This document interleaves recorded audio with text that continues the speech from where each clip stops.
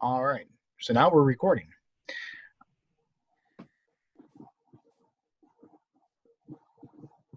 There we go.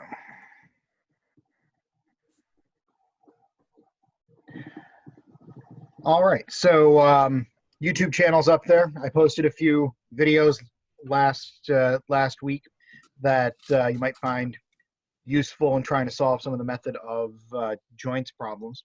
Speaking of method of joints, we have a quiz that we would have had in class last Monday had we met, but this is on the method of joints. It's posted on the website.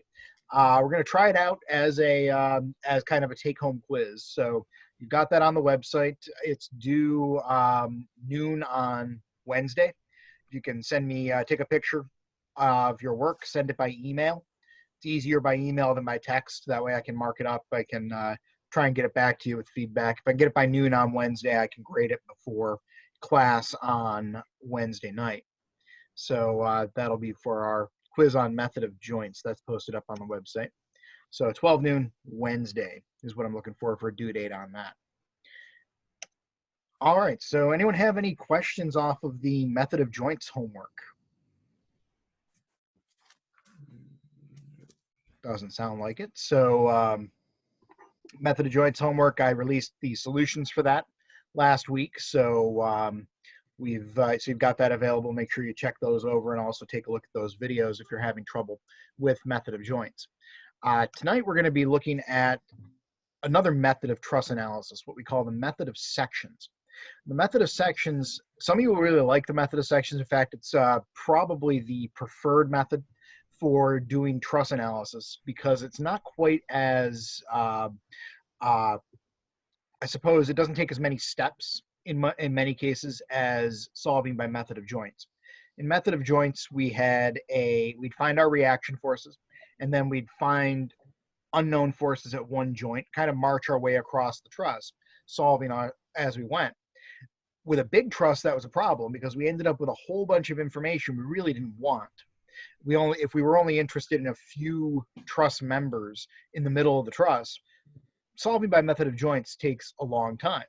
Method of sections allows us to break the truss up into bigger chunks that we can work with and get to our unknowns, or at least the unknowns we're really interested in, a little more quickly. Now, in the end, if we want to know everything there is to know about a truss, all the forces and all the members, method of joints and method of sections ends up coming up to be the same number of operations. But if we're only interested in a piece of the truss or just a few members in the truss, that's when the method of sections really ends up being a benefit. So let's take a look at the method here and work a couple example problems. So in the method of sections, the first step is exactly the same as what we had with method of joints. We have to find the reactions at the supports. So we've got to solve that external problem. So you can't forget about that. We've really got to have that working pretty well to find out our reactions. Once we've got the reaction forces, then we see the difference between doing method of joints and method of sections. In method of sections, we isolate a section of a truss. And I'll demonstrate how we do that when we work out our sample problems here. What we do is we use that system boundary idea that I've used a couple different places here. We draw a bubble around part of the truss, and we let that bubble cut through no more than 3 unknown members. Essentially what we're doing is rather than treating the joint as the body that we're trying to figure out the equilibrium on, we're treating a whole section of the truss as the body. And anything that crosses that system boundary, anything that cuts through it or touches its surface will be accounted for. If we cut through an unknown member, we expose the force inside that member and we can solve for it. Now in method of joints, we ended up with 2 equations and 2 unknowns. Here we're dealing with a bigger structure, something that has the capability of having a moment. It's a non-concurrent force system. And in a non-concurrent force system, we have 3 equations. That's why we have the ability to deal with 3 unknown members. We have our sum of forces in the x and y directions and sum of moments equal to 0. So we apply our equations of equilibrium to that isolated section of the truss. So that'll give us our unknowns. we solve and find our unknown forces. Now, sometimes that's enough. We can do it in one step after finding our reactions. Other times we might have to use multiple sections or even mix together the two methods. Use method of sections to get you some information in the middle of the truss, and then go to method of joints. So having flexibility and having skill with both methods can be useful to us. So depending on what we need to find out, we might have to do some repetition or even switch into a different method. Now, one of the big issues that we had with method of joints was figuring out whether something was in tension or compression. And if you're still having some confusion on that, I would encourage you to look at the videos I posted. I had some pretty clear information, I think, in those videos on how to determine tension or compression in a method of joints problem. We have to have some clarity here with respect to method of sections, because the way we determine tension or compression is different than the way we determine tension and compression in method of sections, in method of joints.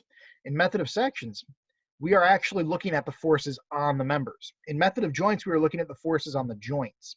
And that meant that we had this weird Newton's third law, everything seemed backwards kind of issue. Tension and compression is much more straightforward in method of sections, because method of section shows us the force on the member. So if the member is experiencing a pulling force, it's in tension. If it's experiencing a pushing force, it's in compression. And in fact, the way that I usually set up, if you follow the way I usually set up method of sections problems, generally a positive result means that it's in tension, and a negative result means that it's in compression. So positive for tension, negative for compression. Doesn't always have to be that way. It just turns out that we tend to draw our free body diagrams putting members into tension instead of compression. If we get it wrong, then we have a negative result, and that will give us our value in compression. So in method of joints, we were looking at the forces on the joints themselves. In method of sections, we're looking at the forces on the member. So a pulling force really does mean that we're in tension. Pushing force would mean we're in compression. So pulling force for tension, pushing force, compression. So let's try an example here. So here I've got a truss that would be kind of a pain to solve if we were working with method of joints. There are a whole bunch of joints there. We've got 5 joints along the bottom, we've got 3 joints on the top, and a whole lot of members. Solving that by method of joints would be a big problem if we needed to work the whole thing.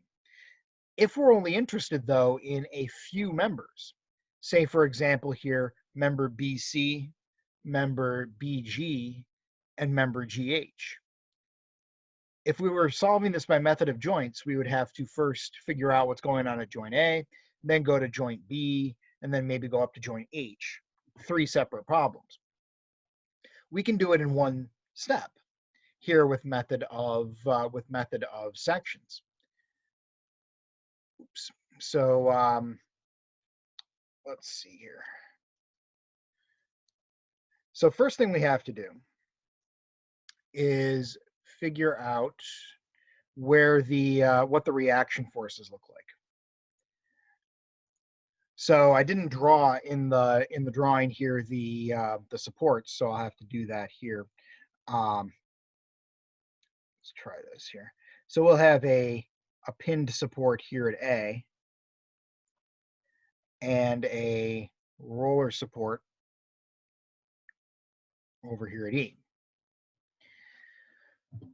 So take a second and familiarize yourself with that truss, with those supports, and draw the free body diagram of the truss. So remove those supports and draw the free body diagram. Then I'll switch over to the document camera and show how to get the external forces.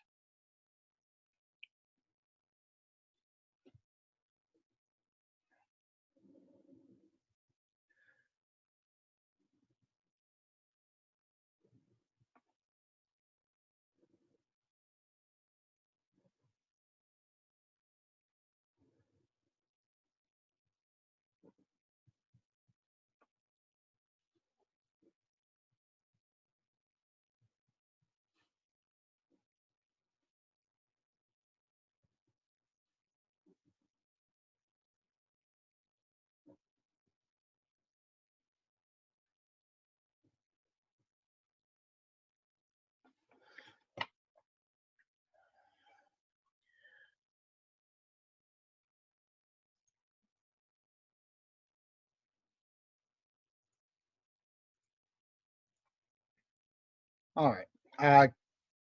So I've switched over to the document camera here, and get it centered up here, or at least as much on the display as I can.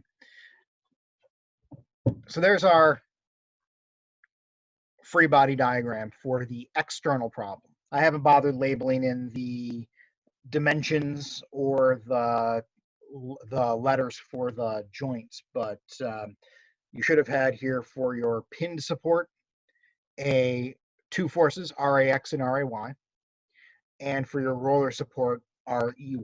We'll use our traditional coordinate system, X to the right, Y up, and counterclockwise moments, positive. So to solve the external problem, same process we'd use when solving for method of sections or method of joints. We need to use our equations of equilibrium. We take our sum of forces in the x direction, take our sum of forces in the y direction, and our sum of moments about a point. So going across the truss here, sum of forces in the x direction, we have RAX,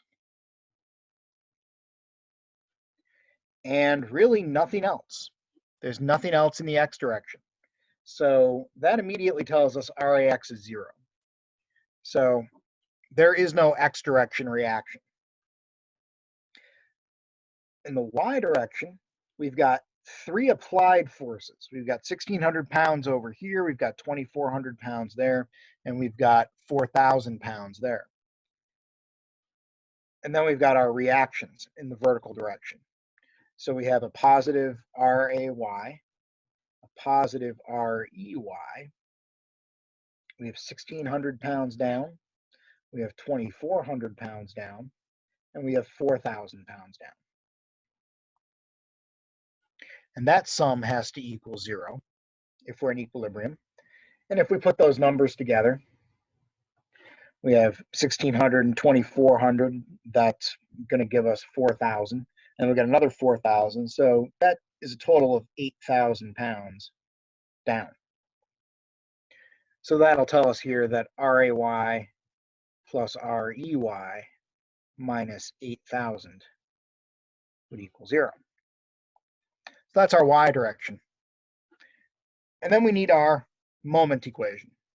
And usually, like in all the other problems, best thing we can do is usually take our pivot point to be one of the support points. So either joint A or joint E would work fine here. Either one works.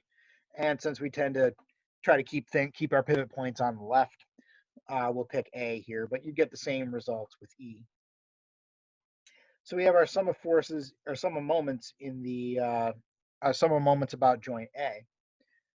RAY won't have a moment because it's pushing on joint A.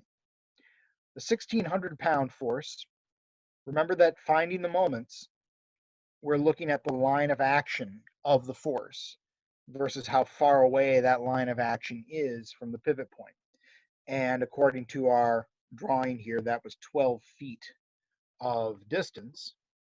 So 12 feet away, we have that 1,600 pound force. Each of these bays is 12 feet long. So that gives us our directions, or our distances here.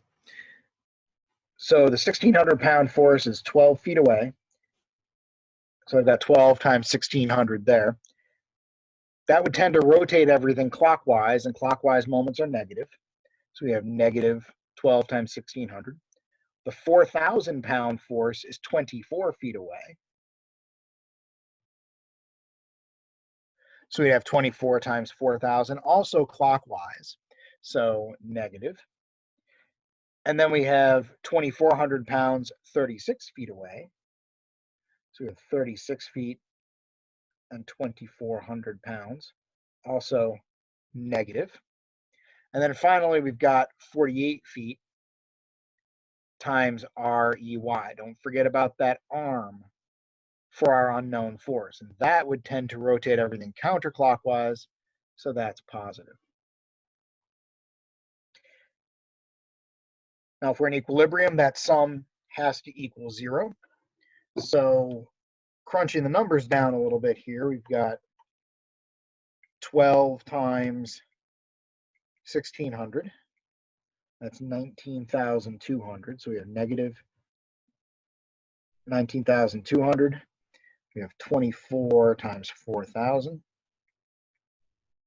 That's negative 96,000. We've got 36 times 2,400. That's negative 86,400. Plus 48 REY is 0. And adding all those moments up, looks like we get 48 REY minus 201,600 is 0. Adding 201,600 to both sides, that'll give us 48 REY. It's 201,600. Divide both sides by 48. And that tells us that REY is 4,200 pounds. So REY came out positive, so it definitely pushes up, pushes in the direction we assumed, 4,200 pounds. Now that we know that, we can go over to the y direction equation. Y direction equation says that RAY plus REY minus 8,000 has to equal 0. REY is 4,200.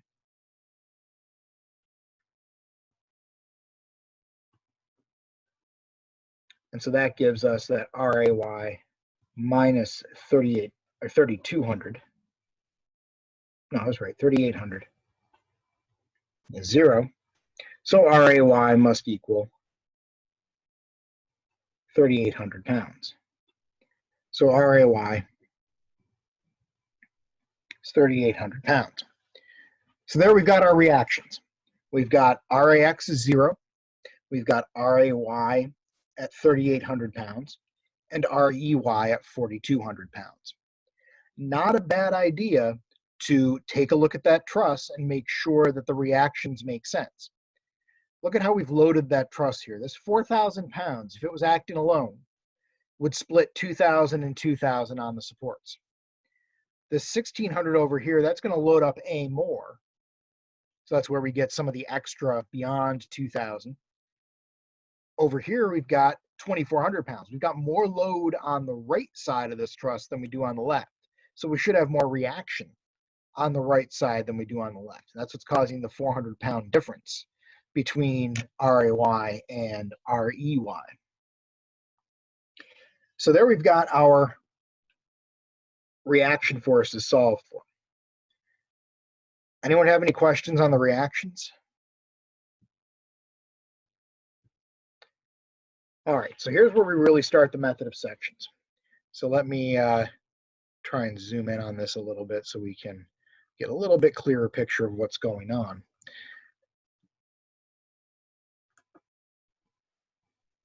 There we go. So in method of sections, we've determined that I really want only a few of these truss members. And for reasons that are essentially arbitrary, I've decided I want these 3 truss members. I want to know what's going on in member BC, member BG, and member GH. In a method of joints problem, we'd have to solve joint A and then solve joint B. When we solve joint B, we get those 2. And then we might have to go over to joint H and find the force in member GH. With method of sections, what we can do is we can draw a system boundary. So this little dashed line I'm drawing here is a system boundary. The system boundaries separate the inside from the outside, or what we consider the body from what we consider the rest of the universe. And system boundaries make it clear what forces are acting on what we call the body. In the body that I've drawn here in the system boundary that I've drawn, we can see the forces at the edges of that boundary, the RAY at 3,800 pounds and the 1,600 pound applied load, here we've cut through those three members. Essentially, what to think about when you're looking at method of sections is, imagine you want to get rid of the rest of this truss.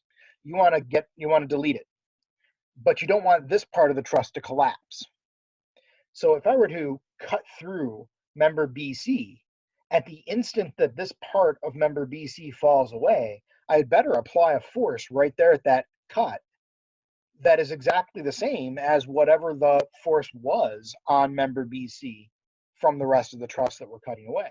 If I can do that, then what's inside the boundary really can't tell that that member BC has been cut away.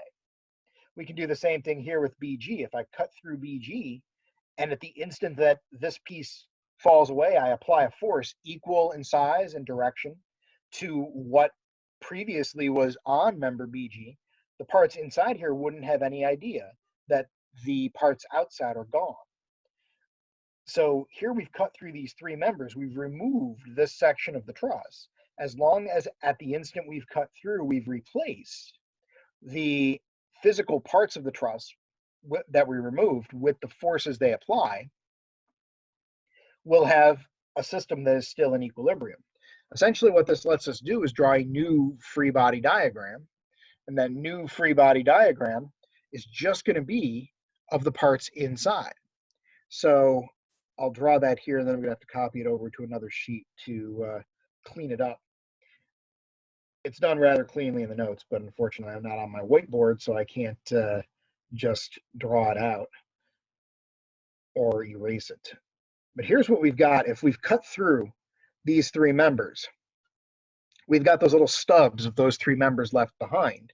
I've got 3,800 pounds here. I've still got that 1,600 pounds here. But now I've got these new forces.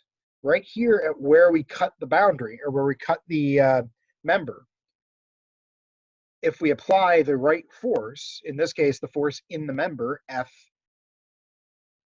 FGH, to that member just as we cut it, that part of the truss will stay in equilibrium. Right here, we'll apply FBG, and right here we'll apply FBC. So in our new free body diagram, what we got by isolating the section of the truss with the system boundary, we've gotten a new free body diagram with three unknown forces. When the system boundary cuts through a member, it exposes the force in that member. So this is the force. The forces that we're seeing here are the forces those members feel because of the rest of the truss. Now we've cut away the rest of the truss, but if we're going to keep the piece in the boundary in equilibrium, we have to replicate the forces that the piece of the truss we got rid of was applying. Now here we've made some assumptions. I've drawn all of these as pulling forces. This says that the rest of the truss only pulls on members GH, BG, and BC. But that can't be right. We've got to have some places where there's a push. It's just a lot easier to draw this as a pull. So what people tend to do in solving method of joints problems is, or method of sections problems, is we always assume tension. These forces are pulling on the members, so the members are experiencing a tensile force, a tension force. If we get a positive answer, then we know that assumption's right. If we get a negative answer, then it means we should have drawn it the other way. We should have drawn it as a push instead of a pull. That means compression instead of tension. So usually with method of sections problems, positive means tension and negative means compression. So switching back over to the PowerPoint here for a second. There we are. So there's the free body diagram, or at least the problem we had set up. The cutting through members GH, BG, and BC with our system boundary. makes it look something like that. So that's pretty much what I had shown on the display. I have my 1,600-pound force there. I've got this unknown force member force FGH, this force FBG, and this force FBC. And we've got our 3,800-pound force. Notice we don't need to know what force we've got in member AH or member AB or member BH. Those are internal forces. By using a system boundary, essentially what we're doing is we're cutting through part of the truss, turning internal forces into external forces so that we can solve for those external forces. The internal forces we can't expose unless we have another cutting plane or cutting surface, boundary surface that goes through those, or we do method of joints on what we've got. So there's our free body diagram, pretty similar to what I drew up on the document camera. Now I'm going to copy that over so that we've got something we can work with. So we've got joint A, joint B, H, and our forces FGH,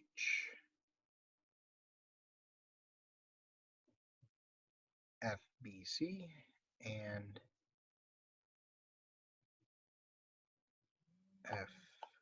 FBG. No external forces here. We have 3,800 pounds and 1,600 pounds. All right. So here's the document camera. Here's the free body diagram for the part of the truss that we have cut away. We have a 12-foot distance there, and the height of the truss, this distance here is 9 feet. That'll become important to us here in a second. So this is the free body diagram of the section of the truss.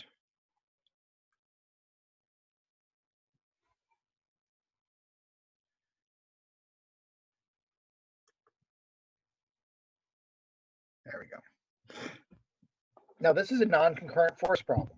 So we have 3 equations that we can work with. We can take our sum of forces in the x direction. We can take our sum of forces in the y direction, and our sum of moments about a point. So let's go through and write up the x direction equation. So just go through the truss and through the free body diagram and pick up everything that's got an x component. Well, 3,800 pounds and 1,600 pounds, those are all y. FBC is all in the x direction, so we can write that as FBC. In fact, since it's pulling to the right, and to the right is positive,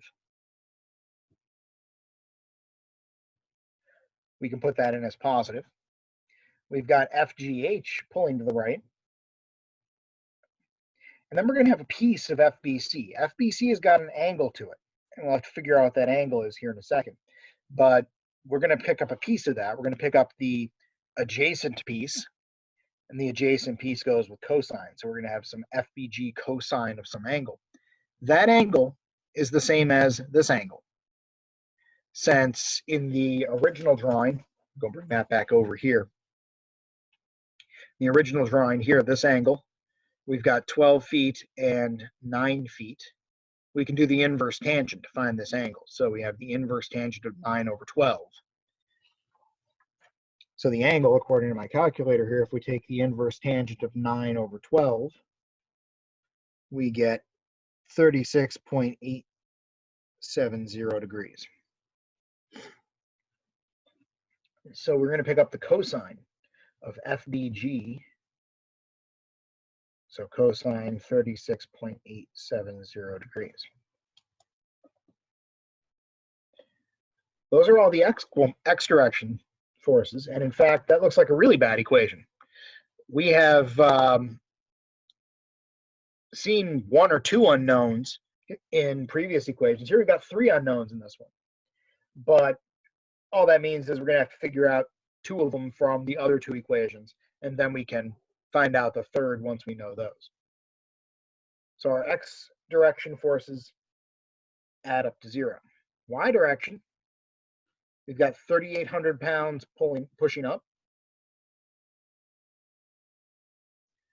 We've got 1,600 pounds down. FGH and FBC are both horizontal. So no Y component. We only pick up a Y component for FBG. Now FBG pulls up, so it's positive, and that's going to be the sine, 36.870 degrees. And that equals 0. That one we can solve. We've only got one unknown there. So we can solve that one, and we'll come back to that one after we've got our moment equation. Now here's where there can be a little bit of a difference. In every problem we've done so far, we have taken the pivot point to be one of the support points. That works really well when you're solving the external problem, when you're looking at the whole truss. In method of sections, there's often a better point to pick. The same rule applies. The rule I gave you for how to pick a pivot point was to pick a point that will eliminate the most number of unknowns. Now, normally that was at the pinned support because that was gonna take out 2 forces. But we know everything that's going on where the pinned support is.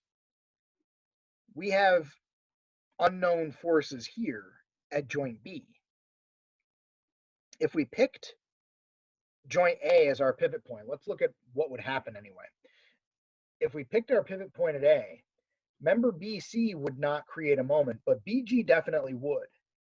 So we'd have not only member BG producing a moment, but it's at some weird angle. So that's going to be ugly. And then we've got FGH producing a moment. We'd have 2 unknowns in our moment equation. There's always a pivot point you can pick that will make sure you only have 1 unknown in your moment equation. So A is not going to be the best point for our pivot in this one. I would go with B as our pivot point because that guarantees that this kind of ugly angled force here, FBG, never creates a moment. If I pick B as my pivot point, BC will not have a moment, BG will not have a moment. The only force that'll have a moment will be GH and the 3,800 pound force over here. The 1,600 pound force, we get kind of a bonus with that. The line of action of that 1,600 pound force goes right through B, so no moment there. So let's pick B as our pivot point here. If we pick B as the pivot point, BC does not create a moment, BG does not create a moment, and the 1,600 pound force won't create a moment. Only GH and the 3,800 pound force will create a moment. Now again, be careful about arms. Here at B, that 3,800 pound force is 12 feet away. So we have 12 times 3,800. But if we pin at B and push up at A, that would rotate everything clockwise. So that'll be negative. Then we've got GH. Remember, it's the distance between the line of action of the force and the pivot point that matters. Our line of action is 9 feet away. So we have 9 times FGH. Acting alone, FGH pulling up here at the top would rotate everything clockwise. So that'll be negative. So negative 9 FGH. And that equals 0. So there we've got our equations of equilibrium. The moment equation we can solve pretty quickly. The y direction equation, a little bit harder, but we can solve that. The x direction equation, we're going to have to take the results that we get from these two and plug them in. So let's go ahead and solve it here. If we take 12 times 3,800, we've got 45,600. So we have negative 45,600 minus 9 FGH equals 0. If we add 45,600 to both sides, we get negative 9 FGH is 45,600. So be really careful here with signs. Unlike with method of joints, we could often guess correctly what directions things would come out in and get positive results. We're almost guaranteed to get negative results in some of these with method of sections. So don't lose negatives because it will change your answer dramatically. You have to divide by -9. And that'll give us FGH is a negative 5,066.7 pounds. So negative 5,066.7 pounds of force there. The negative tells us that GH should really be pushing on what's left here of member GH, not pulling. Member GH is in compression, not in tension. But we're stuck with the assumptions that we picked when we started the problem. So you can't just change that negative sign now. When you go back and use FGH up here, it's got to be plugged in as negative. You got to use the value that you solved for, sign included. Let's go to the y direction equation. We've got 3,800 minus 1,600. So we get 2,200 there, plus FBG sine of 36.870 degrees. That's equal to 0. Subtract 2,200 from both sides. And we get FBG sine 36.870 degrees equals positive or equals negative 2,200. And I'm going to go down to here on that. Bring that down here. So we've got FBG sine of 36.870 degrees equals negative 2,200. Divide both sides by the sine of 36.870.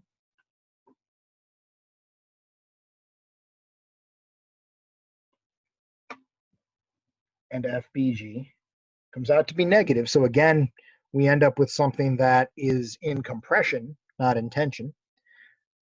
We have negative 2,200 divided by the sine of 36.870.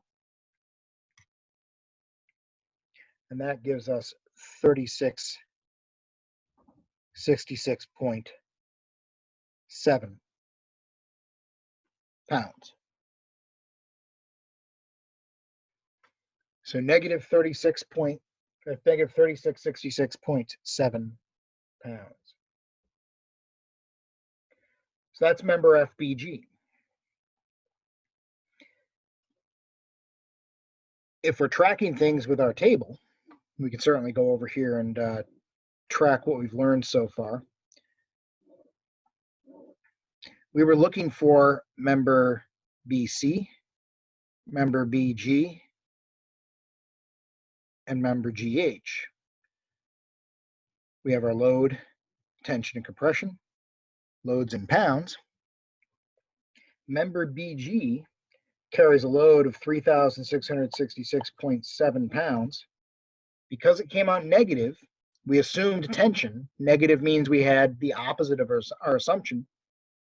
So that means member BG is in compression. GH carries a load of 5,066.7 pounds. Also came out negative. So member GH, which we assumed was in tension, must also be in compression. All we've got left is member BC. To figure out member BC, we can go back to our x direction equation and plug in what we know. We don't know FBC, but we do know FGH, that's a negative 5,066.7 pounds. And we do know FBG, so we have a negative 3,666.7 times the cosine of 36.870 degrees. And be really careful with signs here. When you're substituting in with negatives, you've got to substitute in that negative too. If you lose a negative, you're going to get the wrong result. So crunching the numbers down here, we have FBC. We have a negative 5,066.7. we have a negative 3,666.7 times the cosine of 36.870. So altogether, all the numbers work out to be negative 8,000.1 pounds. Adding that to both sides, FBC is equal to 8,000.1 pounds. So FBC comes out positive. Remember, BC is in tension. And that's pretty typical when you look at a large truss like this. If it's loaded by just basically weight pushing down on it, the top of the truss tends to be in compression. The bottom of the truss tends to be in tension. That's bending. So as the structure is trying to sag, essentially, it's just like a wing in flight. When the wing is lifted up, the bottom of the wing is in tension and the top of the wing is in compression. Same thing happens here with gravity pulling down on the middle of this truss. The bottom goes into tension, the top goes into compression. And that's what we found here. We have FBC carrying 8,000.1 pounds of force in tension. So that's method of sections. With method of sections, we first solve the external problem by figuring out the reaction forces. And then we have to draw a boundary surface or a cutting plane that cuts through no more than 3 unknown members. When we do that, we expose the forces on those members, and we get to draw a smaller free body diagram. That free body diagram is a non-concurrent force system, so we have 3 equations we can work with: sum of forces in the x and y directions, and sum of moments about a point equaling 0. Once we get it to that point, we solve our equations of equilibrium and interpret tension and compression. Now, if all we ever needed in this problem were those 3, FBC, FBG, and FGH, we're done. If we wanted more than that, then we might have to do another cutting plane or another section. And there's nothing that says, by the way, that you have to go to the left or go to the right. In this problem, we cut through these 3 members, GH, BG, and BC, and then we closed the system boundary off to the left. You could have also flipped that around and closed the system boundary to the right. You would get the same exact answers. It doesn't matter whether you close it to the left or the right in terms of what answers you get. It can't matter what direction you close off your system boundary in. But sometimes closing to the right will be easier, involve fewer forces. Sometimes closing to the left would be easier. If I closed to the right here, I would have had to have dealt with this 4,000, 2,400, and this 4,200 pound force. Closing to the left, I only had to deal with 1,600 and 3,800. Sometimes closing to the left or closing to the right could be much, much simpler. So it's always worth looking at. Once you figure out what members you need to find, think about what direction to go in, whether you want to close your system boundary to the left or the right, and what your equations will look like. That can often save you some work. So that is the method of sections. So switching back over here to the PowerPoint, so that was our solution there. Anyone have any questions so far? Go ahead, Nick. So whenever we're doing the method of sections, it's always we're solving for whatever we cut off. Yep. On the truss, not the ones that are still intact, like forces in AH and AB. What we're for AH and AB, those are internal forces to the part of the truss we're keeping. The way I think of method of sections, I think about it as we're looking for the forces that the rest of the truss exerts on the piece of the truss we're keeping. So when we draw that system boundary, we look at the piece of the truss we're keeping. Where things cross that system boundary, that's where the forces are exposed. Anything that doesn't cut through that system boundary is an internal force, and this method doesn't expose internal forces. It's only that we turned an internal force, members A or member BG, BC, GH. We turned those into external forces by cutting through them and thinking Okay. of the truss as and thinking of just a piece of the truss. It all goes back to the basic concept that if the whole structure is in equilibrium, every piece of it must be in equilibrium too. And here we're just controlling what the piece is that we think of being in equilibrium. Okay. Okay. I got it. Any other questions? So that being said, Yep. is there going to be a point where we need to use both methods in order to use this? Yeah, in So, principle. so say if hypothetically, you would like us to solve for the force of AB, the force of AH, as well as um, using this method to solve the other three locations. Do you first do the method of joints, then switch over to this, or how does that work exactly? Here, let's say that again. Here, which members did you want? Uh, Put up the Hypothetically, say you want us to find AH, Okay. AB, Yep. as well as using our this As well as method those for three. yes. Yep. A lot of times it's up to you. If I were doing that problem, if I asked you for everything on the left there, essentially members AB and AH along with GH, BG, and BC, I'd probably do a method of sections to catch those three. Okay. You could do another section. You could do a section, for example, if you wanted BH, you could do a section that kind of goes through AH through BH and then cuts down through these other two or two known ones. Or you could go to method of joints and you could say, well, now I know what is going on in GH. GH was carrying 5,066.7 pounds in compression. So I know what that force looks like now on joint H. You could do method of joints there and catch AH and BH. Okay. You can All right. flip flop between the two methods, and That's what I was wondering. there's a certain degree of freedom there. In the end, if you can mix and match the methods. Generally, if I need to jump into the middle of a truss and get answers right away, I'd go to method of sections and then maybe work out from that in method of joints. Okay. I didn't know if it would have any kind of adverse effects by doing the method of section first, or give me a different answer on like the AH and the AB based on my answers from the section. Not as long as you're controlling round off error. Okay. That'd be the only issue. The values of load in these members cannot depend on the method that we use to solve for it. So all methods are going to give us the same answers.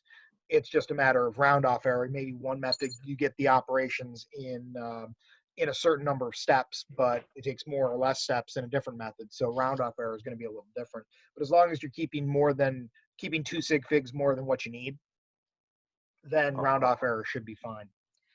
But Okay, you can be flexible with it because these trusses, where the method of sections really shines is when you've got a problem that looks daunting by method of joints, because you'd have to go through so many steps just to get to the area that you want. Method of sections lets you jump into the middle of the truss and start working things out from there. And then whether you do another cut or do a different section to get another 3 members, or you start working, maybe you only wanted 4 members and you got 3 with your first cut, method of joints might be a fine way to pick up that 4th one. It all depends on the truss. Gotcha. So you can play with the different methods. Any other questions? All right, well, let's try another one here. So there's our here's the next truss. Where is it? There it is. All right. So again, I didn't draw my supports in here, but I'll go ahead and illustrate those here. We'll put a pinned support here. Oops, that is a terrible roller. Let's see, where's my eraser here? I don't think that roller will roll.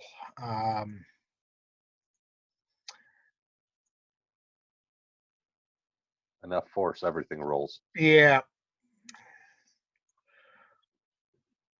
All right, so take a couple minutes and figure out the reaction forces at joints A and E. Solve the external problem, get the first step done, and then we'll do method of sections on that. So take a couple minutes and figure out your reactions.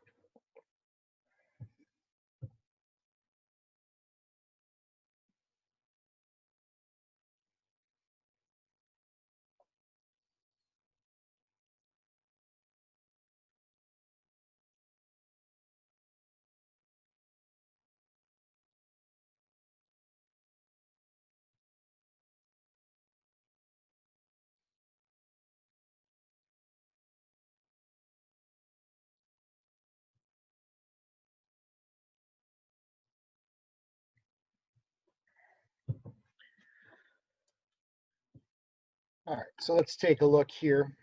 So just solving the external problem, treating the whole structure as one solid object. We've got a non-concurrent force system, so we've got three equations. We've got our sum of forces in the x direction. We've got our sum of forces in the y direction. And we'll have our sum of moments about a point. So let's go for the x direction forces first. We've got RAX to the right. So that goes in positive. To the right's positive, up is positive, and counterclockwise moments are positive. So RAX is there. No other forces to the right or left other than that 5 kilonewtons. We've got 5 kilonewtons to the left, So we'll leave that as a -5. So that equals 0. So that gives us a piece of information right away. We can solve that equation pretty easily. RAX must equal 5 kilonewtons. So we've got one piece of information. RAX is 5 kilonewtons, came out positive. That means our assumed direction for RAX is good. Let's go to Y. We've got RAY up, so that's positive RAY. We've got 45 kilonewtons down. We've got 60 kilonewtons down. We've got 30 kilonewtons down. So negative 45, negative 30, negative 60. And then we've got REY up. And that sum's got to equal 0. So if we simplify that equation a little bit, we've got 45, we've got 60, and we've got 30. We've got RAY minus 135 plus REY equals 0. Add 135 to both sides. We have RAY plus REY equals 135. Same thing all the Y direction equations always show us. They tell us the sum of the forces pushing up equals the sum of forces pushing down. So RAY plus REY in total pushing up, 135 pushing down. And then we've got our sum of moments, and here point A is probably the best place to go because we'll have RAY and RAX knocked out, but every other force will have a moment, including this 5 kilonewton force. That's the one I'd see most people miss. And chances are some percentage of you out there have forgotten that 5 kilonewton force in that moment.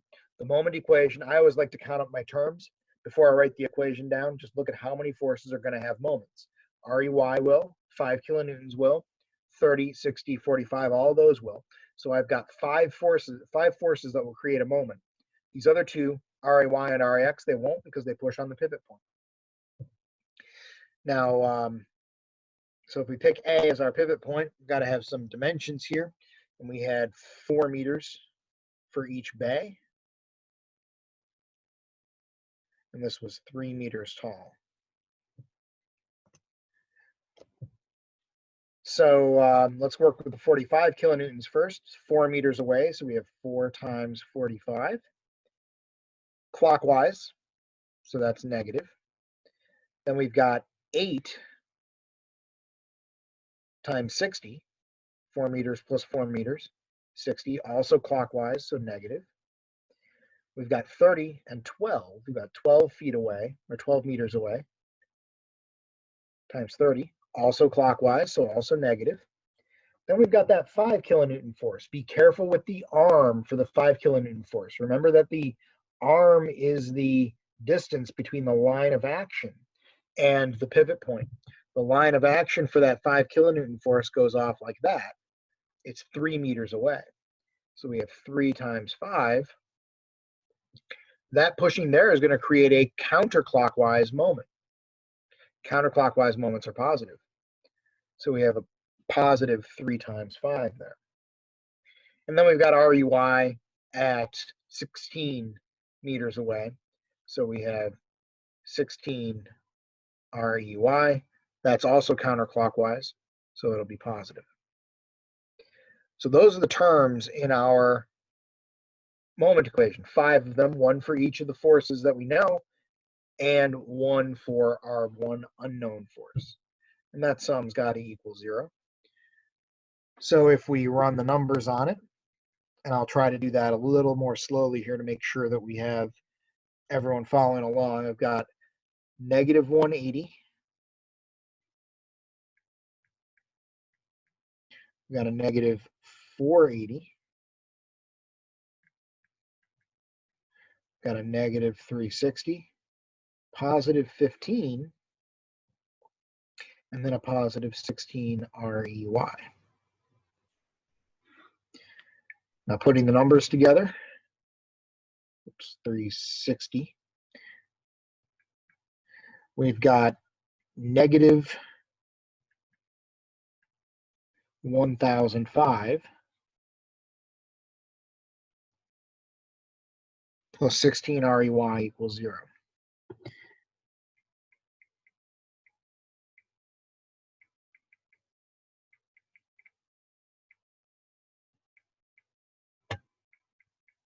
Yep. Negative 1005 plus 16 REY equals 0. Add 1005 to both sides. We have 16 REY. Go ahead, Nang. Did I mess something up? Go ahead, Nang. I got 1035. Did you Oh, get okay. the sign Never right mind. on that 15? Yep, I got it. I see what I did wrong. So yeah, 16 REY equals 1005. And we divide both sides by 16 to get our answer here. REY is 62.813 kilonewtons. So REY pushes up, came out positive. So it pushes up with a force of 62.813 kilonewtons. Using that with our REY value, or with our y direction equation, we can figure out what our AY must be. So we've got REY, we can put that up here. REY is 62.813 kilonewtons. And we can go ahead and work with that here. 62.813 equals 135. And solving that equation, if 135, we'd subtract the 62.813 from both sides, and we'll get RAY is 72.187 kilonewtons. So there we go, 72.187 kilonewtons for our AY.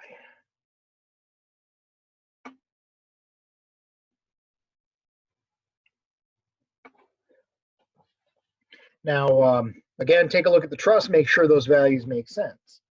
Here we're showing we've got a little more load on A than we do on E. If we look at the distribution of forces here, we've got 45 kilonewtons closer to A. We've got 30 kilonewtons closer to E. So there is more load on the left side of this truss. Plus this 5 kilonewton force trying to rotate everything is going to put a little more load on A. So we'd expect A, the reaction, the y direction at A to be bigger than the reaction at E. That 5 kilonewton force is going to pick up a little bit on E, so it's going to relieve some of the force on that. Plus, we have an asymmetry in the force. Go ahead, Nang. Shouldn't the 5 be a negative because it's going towards the left? It was, but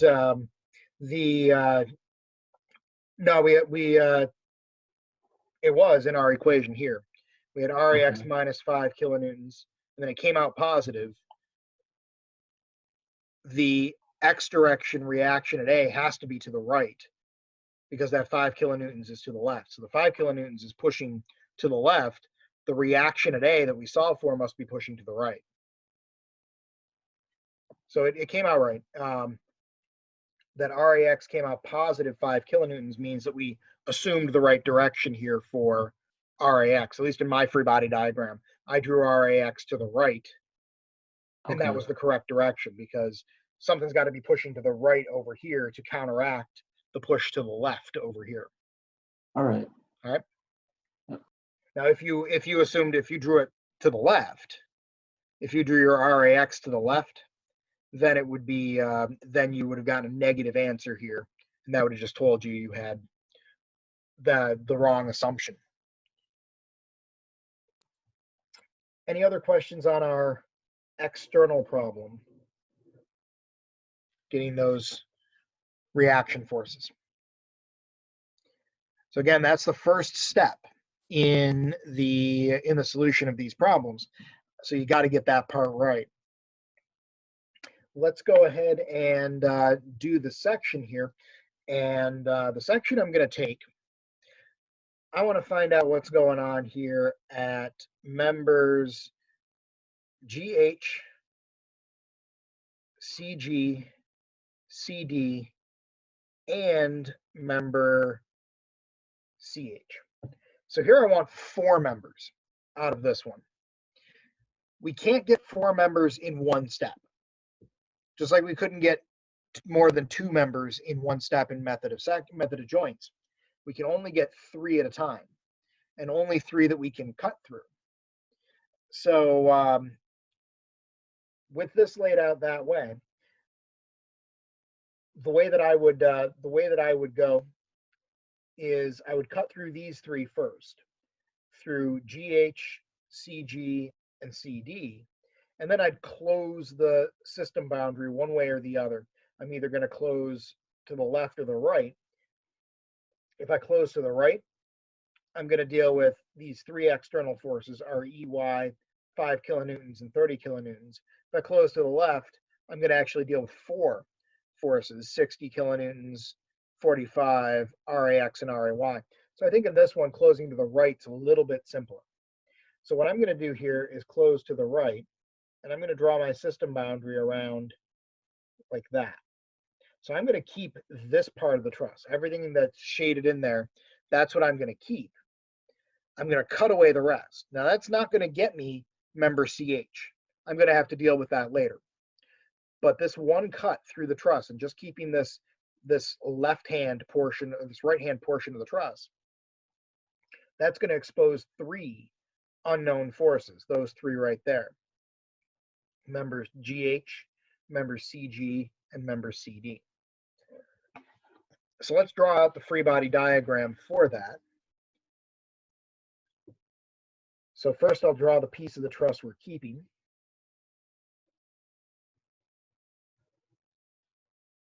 So we've got a little piece here, we've got a piece there, we've got a piece there. So those are what we've cut. At joint F over here, I still have that 5 kilonewton force to the left. I have my support force REY at 62.813 kilonewtons. I've got this applied 30 kilonewtons. That's joint G, joint D. But here I've cut through those 3 members. And wherever you cut through, you're exposing a force. And I always draw the forces as pulls, just to make it clear that there's a definite direction there. This one down here, I'll label FCD because it's the force due to member CD. Over here, this will be FCG, the force due to member CG. And then this one over here will be the force due to member GH. I'm going to need an angle. That'd be this angle right here. If we draw out our triangle here, we've got 4 meters and 3 meters. So we can do our inverse tangent of 3 over 4 to get that angle.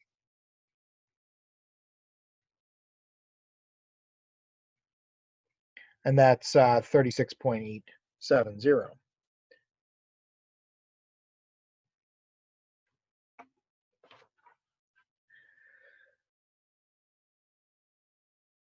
So let's get a little closer to that. There we go. So there's the free body diagram of the section of the truss.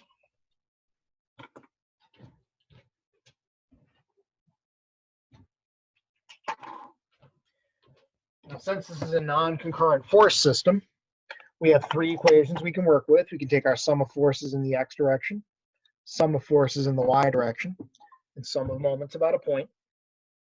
We can use our traditional coordinate system. To the right is positive, up is positive, and counterclockwise moments are positive. So let's do our sums here. First, we'll do the sum of forces in the x direction. Usually, the x direction equation is pretty messy in the method of sections. Usually, we can only solve that one after we've solved the other 2. So we're looking for forces in the x direction. we've got all of GH to the left. So that'll be negative FGH. We've got all of CD to the left. We've got all of this 5 kilonewtons to the left. And then we've got a piece of FCG also to the left. We need the adjacent piece.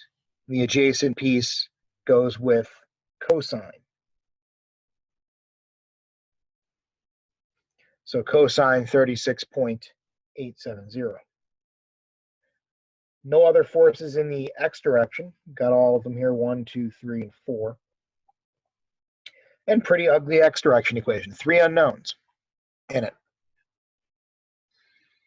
So that's our sum of forces in the x direction.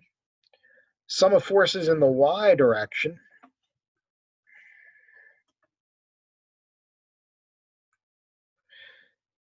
A little bit easier.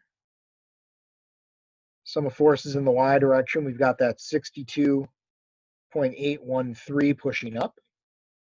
We've got 30 kilonewtons pushing down, so negative 30 there. And we've got a piece of FCG. Now that piece of FCG is downward, so we have a negative FCG, and that would be the sine piece, sine of 36.870 degrees.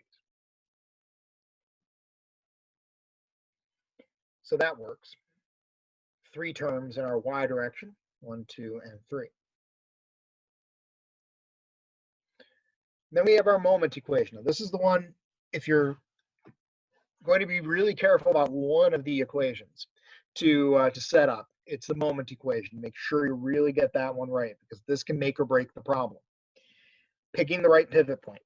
We only have really 4 choices for pivot point. We could pick joint E, we could pick F, we could pick D, or we could pick G. And if you have to, go through and try each one out and see which one gives you the simplest equation. I think G is going to give us the simplest one here, because G is going to knock out 4 of the forces. Remember, GH won't have a force, won't have a moment because it pulls on the hinge. CG won't have a moment because it pulls on it. The 30 kilonewtons won't have a moment. The 5 kilonewtons won't have a moment. The only 2 forces that will have a moment will be FCD at 3 meters away and the 62.813 kilonewtons at 4 meters away. So only 2 forces with moments. So the moment equation is pretty straightforward on this one. If we take our sum of moments about point G,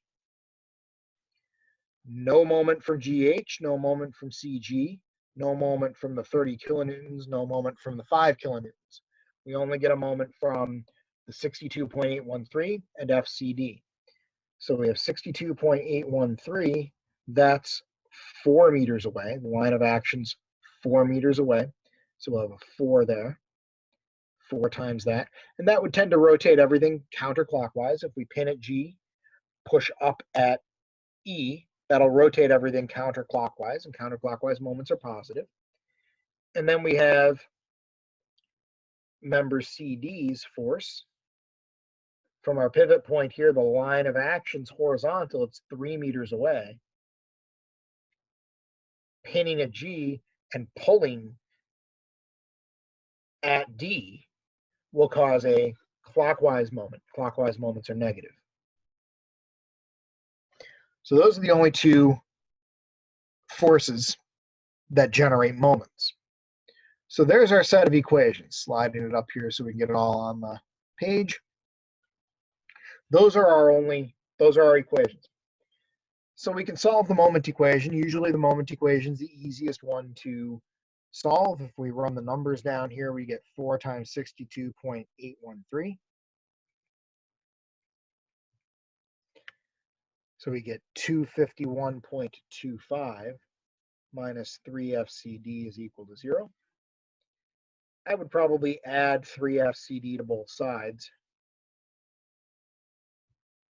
That way, and maybe flip it around so it says 3 FCD is 251.25. Divide both sides by 3. And member CD carries a load of 83.751 kilonewtons.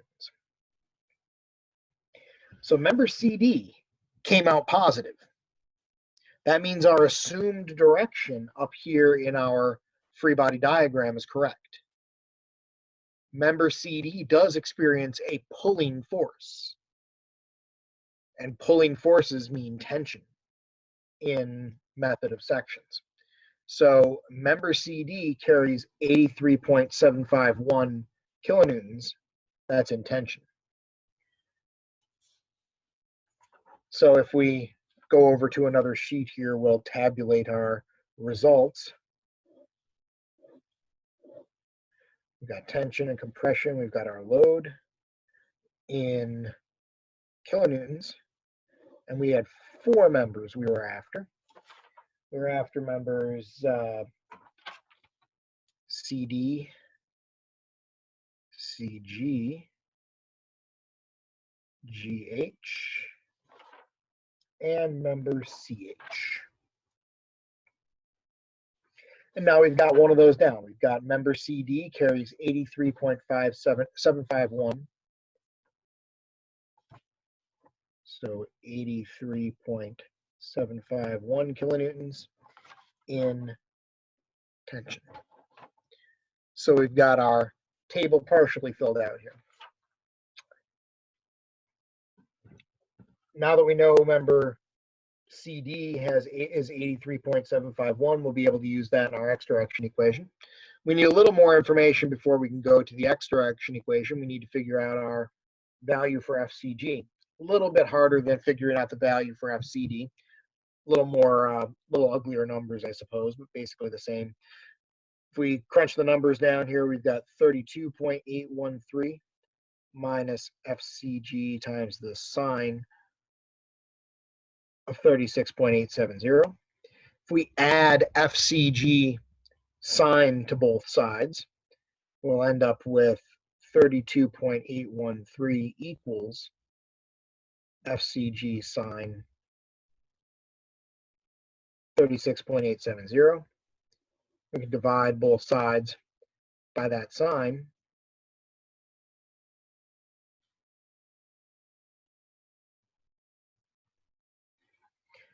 And that'll give us our value for FCG.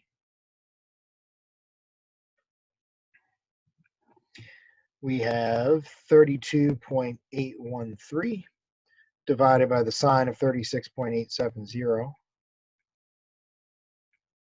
That's 54.688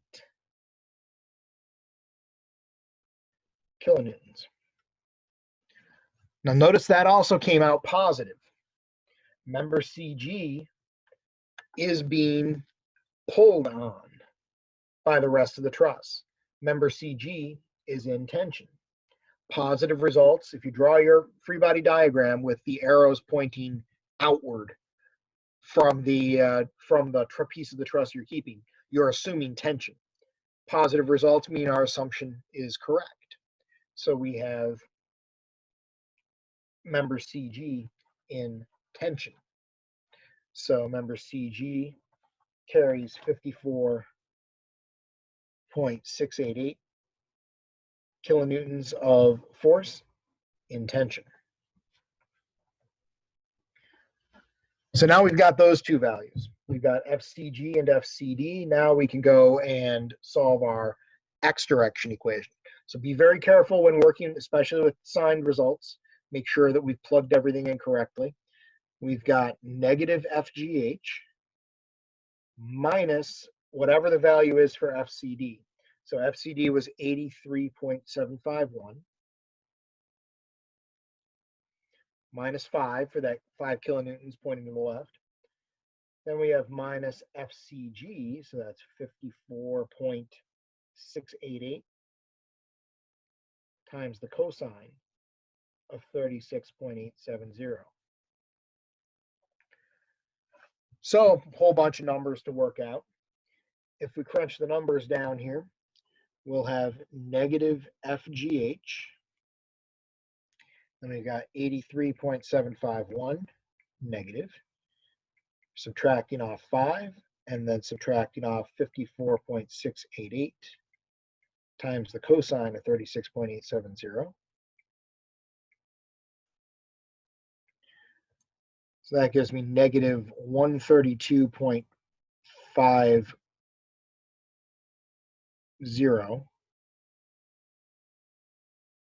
equals 0. So we can solve that one pretty easily. If we add 132.50 to both sides, we get negative FGH equals a positive 132.50. We need a positive symbol here, so we divide both sides by -1 or multiply both sides by -1. Flip the signs on both sides. FGH is a negative 132.5 kilonewtons. So FGH comes out negative. That means our assumed direction up here was wrong. We assumed tension. Member GH is actually in compression. So going back to our table, member GH carries 132.50 kilonewtons in compression. So that's our method of sections on this one. By doing a cut through the truss and closing it to the right, we were able to figure out the forces in member GH, member CG, and member CD. We're not quite done with the problem yet, but we're done with everything we can learn from this free body diagram. This free body diagram only had 3 unknowns in it, and we've solved for those 3 unknowns. We've gotten tension and compression for each of them. Anything not quite making sense here about CD, CG, and GH? All right, so let's finish the problem up. We still need CH. If we go back to the original picture, CH is right here. What I would do to figure out CH is I'd probably jump into method of joints. So this is kind of going back to the question Mark asked earlier. We could try a different cut through the truss. For example, we could cut through sort of like sort of on a diagonal. Here we could try to cut through maybe going around this way and then down through here, picking up GH, CH, and BC. That's certainly a way to go, but it's going to involve us finding BC as well, and we really didn't want that.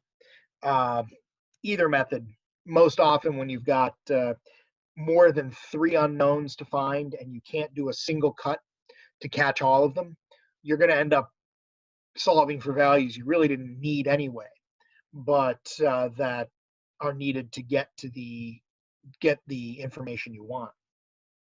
So we could go with another method of sections where we could cut through on a diagonal here and pick up one known force and 2 unknowns, or we could jump into method of joints and maybe do a method of joints at joint C.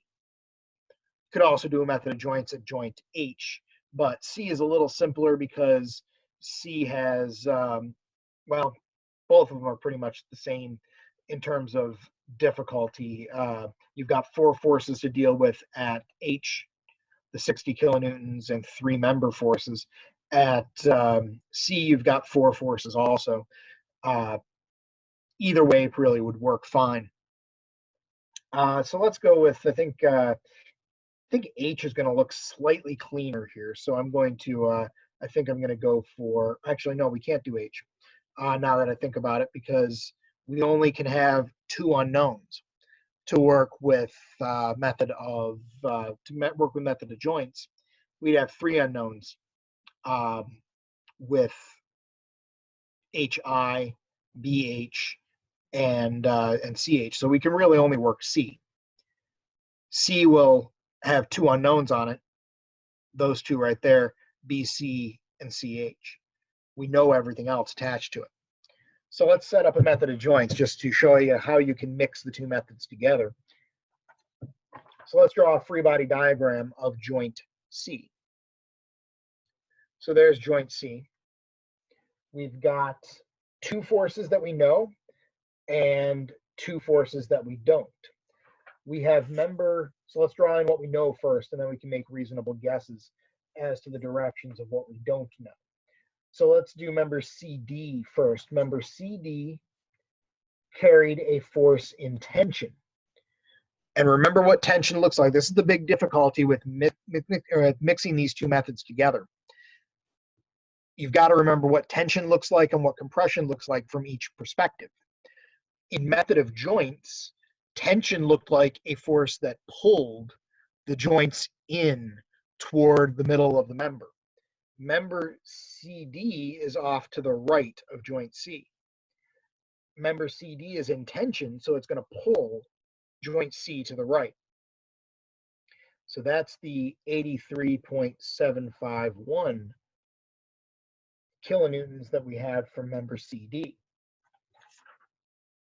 We have member CG, which was up and to the right. Member CG was also in tension.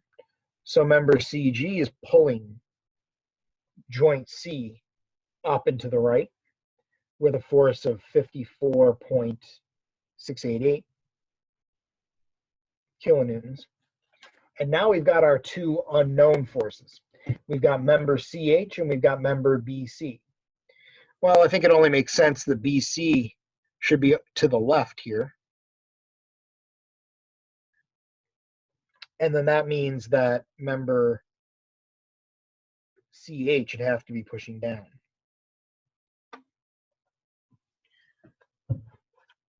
So there's our free body diagram of joint H. So a little bit of review of method of joints there. X and Y. We can do our free body diagram here. Now, fortunately, since our two unknowns work out to be at 90-degree angles, we don't have to solve both of them. Remember, we only want CH. We don't want BC. We don't really care about BC. We only need the Y direction equation here. The X direction equation is only going to involve BC. The Y direction equation is what we'll need here. So we'll do our sum of forces in the Y direction.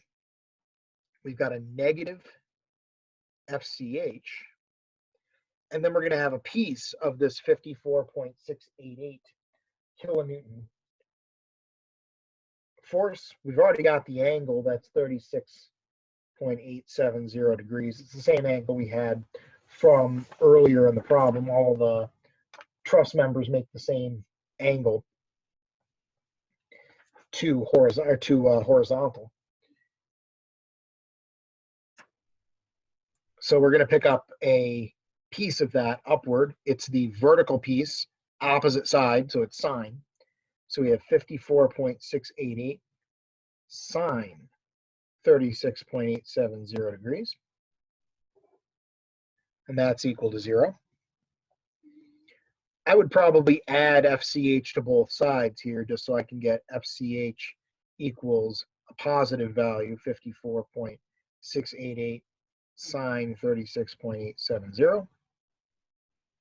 And then we just have to crunch that number. So 54.688 times the sine of 36.870. We get 32.813 kilonewtons. You got to be careful again to make sure you're interpreting tension and compression correctly. How you interpret tension or compression depends on the method you're using. In method of joints, we are looking at the forces on the joint. So keep those pictures in mind about what tension looks like. Tension pulls the joints together versus compression, pushing the joints away. So tension and compression. In tension, the member pulls the joints together. In compression, the member pushes the joints away. If we look at physically where member CH is up here. So joint CH is being pushed away from member CH, joint C is being pushed away from member CH, that's compression. So member CH is in compression, and now we can finish filling out the table. We've got 32.813 kilonewtons in compression. So there we had to mix together method of joints and method of sections. I think jumping to method of joints is a little bit easier in that case, especially since the two unknowns that we had were at 90 degrees to each other. We got one equation that would do the whole job. If we did another cut, that diagonal cut that I had drawn, we might have ended up, we would have had a little bit more complex equations to work with, and we might have mixed together those unknowns in a way that we'd need to solve more than one equation. So sometimes jumping to method of joints is good to pick up one or two more members once you've jumped into the middle of the truss with method of sections. So I'll go ahead and put the table back up here. So there's the table with our answers on it. And then, of course, for final answers, we're going to round these down to some appropriate number of sig figs. 3 would be fine. And so we could either draw a new table or redraw the truss and do a forced summary diagram. But we left these at full number of sig figs because we needed them for that method of joints calculation. Now that everything's done, we could go and round those all off. So our final answers here for CD might look like 83.8 kilonewtons in tension. GH, we've got 54.7 kilonewtons, also in tension. We've got, CG, excuse me.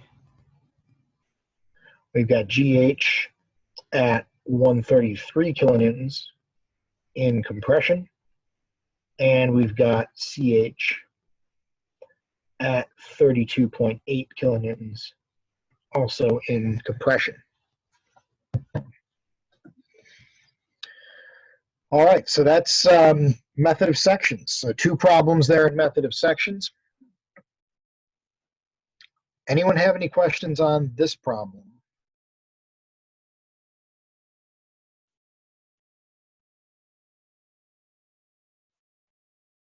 All right, so going back to the PowerPoint here. So there's the section we've drawn through and the free body diagram. In the notes, I closed it off to the left instead of the right, but either approach works and either approach will get you the same values. So some final tips here on using method of sections. Watch that tension and compression. Practice keeping those ideas straight between method of joints and method of sections. Picking your pivot point is critical in method of sections. If you pick the right pivot point, you can make the equations pretty easy to solve. And if you ever get more than one unknown in your moment equation, you really didn't pick the best pivot point. So if you're building up a moment equation, you end up with 2 unknowns creating a moment, try and pick a different pivot point. And it'll probably be one that'll work out better for you. From rest of the time here tonight and for tomorrow or for Wednesday, we'll just be doing some practice problems. So that's the section there. Let me get back to, oops, crap. There we go, discard. Tom, so Yep, go ahead. That right there, what you're showing on the screen is your final answer. Yeah, you could leave that as a final answer where it's rounded off. Okay, so I was just making sure you don't want to like a free body diagram or a final redraw everything. In method of sections problems, usually the trusses are so big that it becomes kind of prohibitive to just go and rewrite the whole thing. So a table. That's why I was asking. Yeah, a table's a better way. Any way you present the answer in a reasonable way is usually fine. With the method of joints problems, since we were solving the whole thing, it just made sense to write it out on the whole drawing. But in method of sections, because we're looking at a subset of the members, it's usually easier just to go and draw out another table or draw a final answer table or just write it as a list of numbers. Either way works Okay. there, as long as it's clear and you've rounded down to the correct number of sig figs. Any other questions on the method of sections?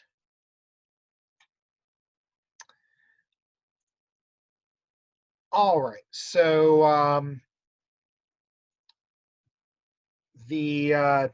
suppose the regular portion of class is pretty much done here. What I'm going to do at this point, I suppose, is just sort of stop the recording. I will be posting the everything we've done here tonight from the part where I started the recording anyway, up till now. I'll be posting that up on YouTube probably sometime tonight, assuming the system's not loaded down too badly, and so you can go back and review as needed.